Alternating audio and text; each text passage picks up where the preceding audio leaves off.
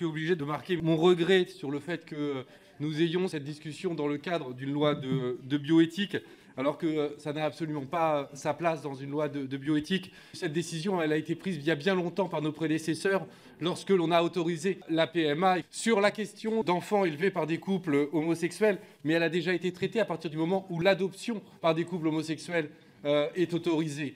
Donc là, le sujet qui nous importe, c'est uniquement ouvrir une technique à toutes les personnes qui peuvent en bénéficier. On est donc sur une loi d'égalité et non pas sur une loi de bioéthique. Alors on a perdu beaucoup de temps, donc c'est bien que nous y aboutissions.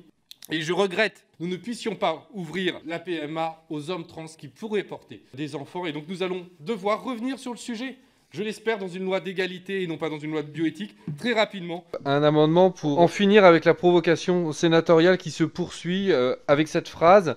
Je cite, « Il ne peut être légalement établi deux filiations maternelles ou deux filiations paternelles à l'égard d'un même enfant par l'effet des dispositions du présent titre. » Par conséquent, nous souhaitons quand même rappeler que l'homophobie ne saurait avoir de place au sein de notre pays, que refuser la possibilité pour deux personnes qui s'aiment de faire famille et, si elles le souhaitent, d'y accueillir des enfants, constitue à notre sens une affirmation que seule la famille hétérosexuelle est reconnue aux yeux de la loi. Et que par conséquent, il s'agit d'homophobie, en ce que le Sénat nie la possibilité de l'amour parental et de l'amour tout court dans d'autres modèles de relations, et que nous souhaitons vivement nous opposer à ce type de rhétorique. Nous rétablissons l'article 4 dans une version que nous jugeons plus idéale et qui évite des différences de traitement entre les couples hétérosexuels et les couples lesbiens. Notamment, nous souhaiterions que la possession d'état, la reconnaissance, la présomption de parentalité soient des façons d'établir une filiation qui soit ouverte à tous les couples et pas uniquement réservée aux couples hétérosexuels. Nous offrons la possibilité de reconnaissance de la filiation aux couples non hétérosexuels par la possession d'état. La possession d'état permet aux couples d'établir l'existence d'un lien de filiation avec leur enfant, même en l'absence de lien biologique. Or, à ce jour, les femmes concubines ou en couple ayant un enfant ne peuvent bénéficier de ce mécanisme. Cet amendement entend mettre fin à cette discrimination qui ne trouve aucune justification. Prenons une famille dont les parents s'occupent de leur enfant depuis plusieurs années, à la vue de tous et sans que personne ne le conteste. La possession d'état permet alors aux parents de faire établir par acte notarié le lien de filiation qui les lie à leur enfant. Elle est établie sur la base de plusieurs faits attestant du caractère continu, paisible, public et sans équivoque du lien de filiation. Comme l'explique le défenseur des droits Jacques Toubon, l'avantage par rapport à l'adoption est de pouvoir rétroagir au jour de la naissance de l'enfant. Il n'y a par ailleurs pas de conditions liées au mariage. Or, cet établissement de la filiation n'est pas ouvert aux couples de femmes. En effet, à ce jour, aucun homoparent séparé n'a encore réussi à établir la filiation entre son enfant et lui. Et la Cour de cassation s'est appuyée sur l'article 6.1 du Code civil pour refuser l'établissement de la filiation par possession d'état à une mère d'intention dans un couple de femmes. Pour que cet article 4 tire toutes les conséquences sur le plan de la filiation de l'ouverture de l'AMP aux couples de femmes et aux femmes non mariées, nous demandons donc à ce qu'elles puissent bénéficier du mécanisme de la possession d'état, et ce, même une fois séparées.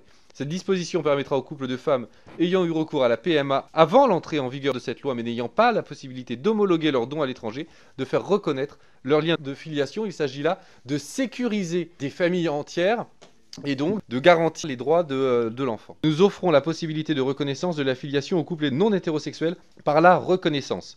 Cet amendement vise à permettre l'établissement de la filiation par la reconnaissance de l'enfant par l'autre parent, comme le permet la loi pour les couples hétérosexuels. Il nous semble en effet peu crédible de porter une loi qui soit une loi d'égalité, mais organise tout de même des différences en fonction que l'on soit dans un couple hétérosexuel ou lesbien, alors même qu'une extension du droit commun de la filiation ne pose pas de difficultés juridiques. Pourquoi ne pas permettre une égalité réelle entre les couples hétérosexuels et les autres? Nous offrons la possibilité de reconnaissance de la filiation aux couples non hétérosexuels par la présomption de parentalité. Le présent amendement est une mesure à la fois de simplification et d'égalité. Il vise à étendre la présomption de la parentalité aux couples lesbiens mariés. À l'heure actuelle, la présomption de paternité établit automatiquement la filiation paternelle dans les couples hétérosexuels mariés.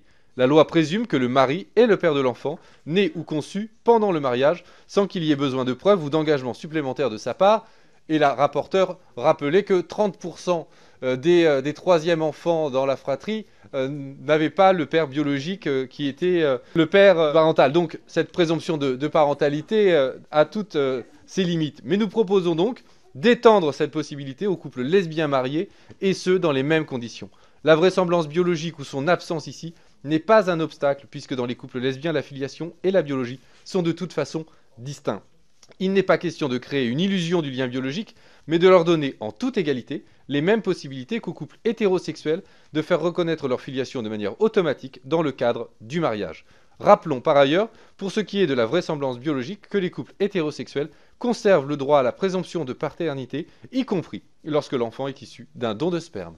Nous souhaitons garantir que tout couple, même ceux dont un membre aurait transitionné, peut établir sa filiation de la même façon.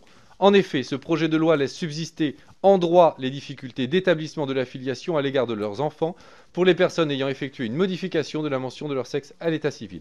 Cet amendement vise à faire en sorte que, notamment lorsque des personnes ont eu des enfants sans intervention médicale ou via une aide médicale à la procréation sans tiers donneur, le régime de droit commun pour l'établissement de la filiation puisse être appliqué. Et M. Breton se plaignait de ne pas pouvoir dire tout ce qu'il le souhaite sans risquer d'aller devant les tribunaux. Mais je tiens à lui rappeler que nous sommes en République, monsieur. Le régime politique n'est pas neutre et que toutes les opinions ne sont pas bonnes à dire et que certaines opinions sont en fait des délits. C'est le cas du racisme et c'est le cas également de toutes les discriminations à l'égard des personnes en fonction de leurs origines, en fonction de leur identité de genre, en fonction de leur orientation sexuelle.